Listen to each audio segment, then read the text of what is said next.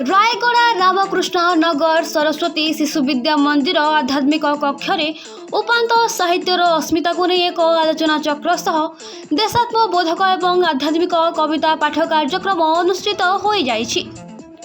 कार्यक्रम में अतिथि भावे कविराज महाराणा डॉक्टर रतिरंजन दास ललित मोहन जेना प्रमोद कुमार महांती और आनंद चंद्र पंडा मंचासीन रही। उक्त कार्यक्रम में उपस्थित अतिथि मानक मानपत्र सह उत्तरीय दी संबर्धित करा जायथिला। कार्यक्रम मंच को सस्मिता मिश्र और प्रदीप नायक परिचालना करथिले। कार्यक्रम में सदाशिव राजगुरु कविता पाठर अतिथि थिले। एही कार्यक्रम को पद्मिनी मिश्र महेश्वता पाणिग्राही जयदेव सिठ संचालन करुथिले। जयदेव सिठ उक्त कार्यक्रम में कार्यक्रम नक्शा अंकन करबा सह धन्यवाद देथिले। ओना जयदेव सिठ आज कार्यक्रम है उपांतरे साहित्यर अस्मिता आलोचना चक्र। से आलोचना चक्र साहित्यर भाषार धर्म संस्कृति परंपरार ऐतिह्यर समृद्धि पाई एक प्रयास मात्र। आज कार्यक्रम में आमर मुख्य अतिथि मान थिले, मुख्य वक्ता थिले। मुख्य अतिथि थे आमर रतिरंजन दास, वक्ता थिले श्रीजुक्त कविराज महाराणा और सम्मानित थिले ललित मोहन जेना, आम प्रमोद कुमार महांती एवं आनंद चंद्र पंडा एवं अन्यान्य कवि कवयित्री महाशय माने ज्येष्ठ श्रेष्ठ समस्त उपस्थित थे। निज निजर परिचय प्रदान पर दीप प्रज्वलन पर प्रारंभ संगीत पर जमी यथानीति विधि व्यवस्था अनुसार कार्यक्रम होता और कार्यक्रम पर आमर कवि कवयित्री माने निजर स्वरचित केवल कविता पाठ करते।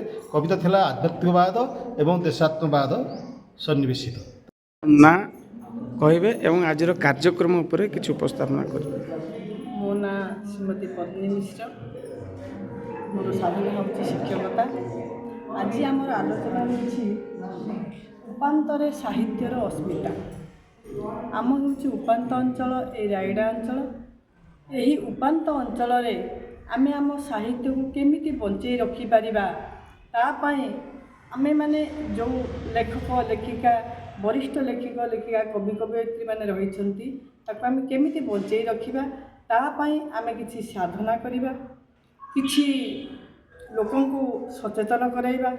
साहित्य माध्यम रे आम भाषा को आमे केमिति बंचई रखि परिबा, आम जाति की केमिति आमे बंचई रखि परिबा। आम काव्य कविता पुराण शास्त्र यहीगुड़ा को मध्य आमे बंचई रखा पड़ो, जेहेतु से भितरे आम सामाजिक चलनी पाई बहुत जिनस रही। किंतु लोक भावती यहाँ गोटे धर्मग्रंथ, यहाँ पढ़ले धर्म हम, से जिनस नुह से अच्छी खाली मु जहाँ अनुभव करे आम रामायण आम भागवत आम गीतार रही गोटे समाज रे आमे केमिति आदर्श भावे मनीष भावे बंची पारिबा आ सुस्थ समाज केमती गठन करि परिबा।